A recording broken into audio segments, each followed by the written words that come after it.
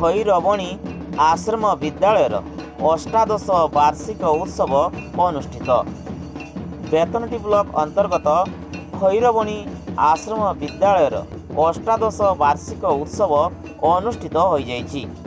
एही वार्षिक उत्सव रे मुख्य अतिथि भाव में बारिपदा अतिरिक्त जिला मंगल अधिकारी प्रफुल्ल कुमार सेठी, मुख्य वक्ता भाव में बेतनटी ब्लॉक शिक्षाधिकारी विप्लव कर, स्वतंत्र अतिथि भाव में अवसरप्राप्त अतिरिक्त गोष्ठी शिक्षाधिकारी रमाकांत महांत, सम्मानित अतिथि भाव में प्रधान शिक्षक दीपक कुमार दंडपाठ, टोटापड़ा आश्रम विद्यालय प्रधान शिक्षक देवेंद्र कुमार पंडा, बेतनटी मंगल संप्रसारण अधिकारी मदन सिंह, विद्यालय परिचालना कमिटीर अध्यक्ष गुरुभा माझी, चंदनपुर आश्रम विद्यालय प्रधान शिक्षक प्रदीप भूया, बागुली आश्रम विद्यालय प्रधान शिक्षक विश्वनाथ साहू, रायकमा आश्रम विद्यालय प्रधान शिक्षक रजत कुमार दास और खैरबणी आश्रम विद्यालय प्रधान शिक्षयित्री विनीता दास प्रमुख मंचासीन होई निजर बहुमूल्य वक्तव्य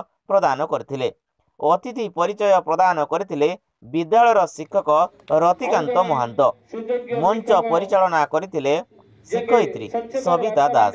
एही अवसर में अवसरप्राप्त बेतनटी ब्लॉक अतिरिक्त ब्लॉक शिक्षाधिकारी रमाकांत महांत को मानपत्र प्रदान पूर्वक संबर्धित कर शेष में दिलीप सीट समस्त को धन्यवाद अर्पण करथिले। विद्यालयर समस्त शिक्षक शिक्षयित्री कर्मचारी और अभिभावक और अभिभाविका माने उपस्थित थिले। मयूरभंज जिला बेतनटी गतिकृष्ण महांत रिपोर्ट ओडिशा संकेत टीवी। प्रफुल्ल कुमार सेठी एडिशनल डिस्ट्रिक्ट वेलफेयर अफसर मयूर बारिपदा सदर।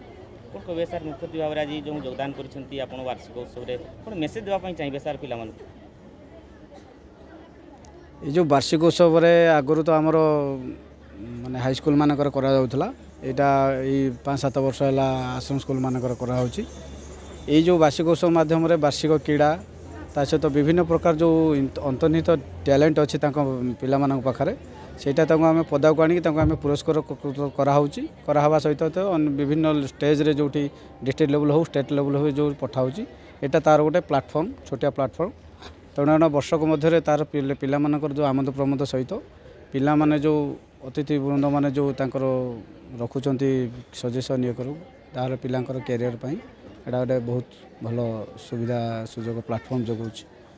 सर आपन को बहुत सुंदर भाव में शोभा यात्रा जो विद्यालय छात्र छात्री माने जो सुंदर आकार वाद्ययंत्र द्वारा जो आपन पाछुटी आनले कौन कहबे चाहिए? ये जो वाद्ययंत्र द्वारा जो हमको पाछुटी आनथिले बहुत सुंदर तांकर कार्यक्रम थिला, जो व्यवस्था भी बहुत सुंदर भाव करा हेतला। सबुठ भल लागितला हम जो स्वागत गीत संगीत जो नृत्यटी माने करथिले उच्च कोटर नृत्य थिला ओडिसी सहित हमर जो ये को मिसेकी बहुत सुंदर थिला। Thank you sir. मु विप्लव कर गोष्ठी शिक्षा अधिकारी बेतनटी। सर कौन कहबे आज वार्षिक उत्सव रे आपण चीफ स्पीकर हिसाब से योगदान करथि कोन कहबे चाहिए सर?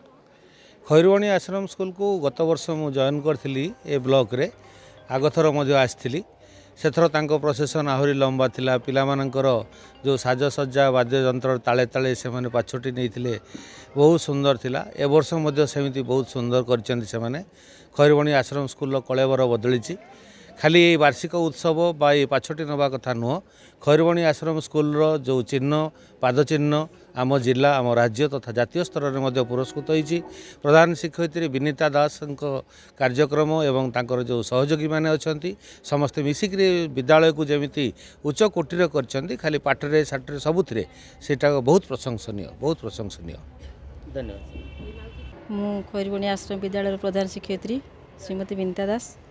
आज विद्यालय अष्टादश वार्षिक उत्सव यहाँ हूँ आम पिलामानंकर सबुठारु बड़ खुशीर दिन से माने अनेक माने उत्साह उत्कंठार सहित अपेक्षा करते जो आम अतिथि मैंने आसमाने किसी कहे पाखु सारा वर्ष जाके जिते सब कंपिटिशन हो प्रतियोगित से अंशग्रहण कर माने प्रतियोगितार सफल लाभ कर तार सर्टिफिकेट सब ग्रहण करेंगे और ता सहित सबुठारु खुशीर कथा अच्छी रंगारंग कार्यक्रम अच्छी तेणु आज सब खुशीर दिवस मुझे अधिका किसी कहवाई चाहूनी कार्यक्रम को आम आगक नवा। धन्यवाद।